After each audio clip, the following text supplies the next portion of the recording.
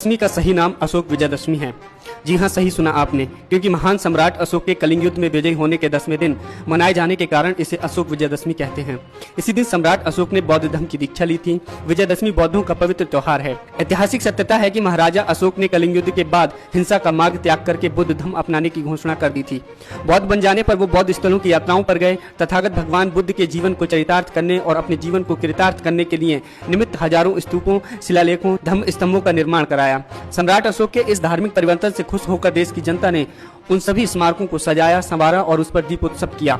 यह आयोजन हर्षोल्लास के साथ 10 दिनों तक चलता रहा। 10वें दिन सम्राट अशोक ने राज परिवार के साथ पूज्य भंते मोगिगिलपुत्र तिस्से से धम्म दीक्षा ग्रहण की। धम्म दीक्षा के बाद सम्राट अशोक ने प्रतिज्ञा ली कि आज के बाद वो शास्त्रों से नहीं बल्कि शांति और अहिंसा से प्राणी मात्र के दिलों पर विजय प्राप्त करेंगे। इसीलिए संपूर्ण बौद्ध जगत इसे अशोक विजयदशमी के रूप में मनाता है।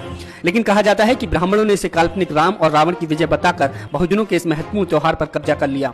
जहाँ तक दशहरे की बात है तो इससे जुड़ा तथ्य ये है कि चंद्रगुप्त मौर्य से लेकर मौर्य साम्राज्य के अंतिम सम्राट बृहद्रथ मौर्य की उनके सेनापति पुष्यमित्र शुंग ने हत्या कर दी और शुंग वंश की स्थापना की।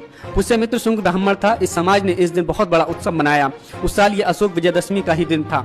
उन्होंने अशोक शब्द को हटा दिया और जश्न मनाया। इस जश्न में मौर्य वंश के 10 सम्राटों के अलग अलग पुतले न बनाकर एक ही पुतला बनाया और उसके 10 सर बना दिए और उसका दहन किया गया।